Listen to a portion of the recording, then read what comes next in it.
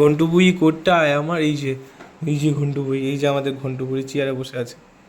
এই যে ঘন্টু বুড়ি চেয়ারে, আমাদের ঘন্টু বসে আছে, ঘন্টু, আমাদের ঘন্টু চেয়ারে বসে আছে। এই যে, এই যে ল্যাদোস মার্কা ভাবে আমাদের ঘন্টু চেয়ারে বসে আছে। ঘন্টু এরকম করে চেয়ারে বসে থাকে আর এই ল্যাদোস ল্যাদোস ভাবে বসে থাকে।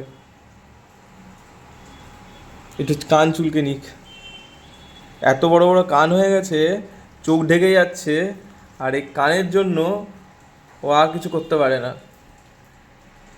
এই যে আমাদের চিনি ঘন্টু এইভাবে ঢ্যাপুসভাবে বসে আছে, পুরো ঢ্যাপুস হয়ে গেছে, ঢ্যাপুস, পুরো ঢ্যাপুস হয়ে গেছে।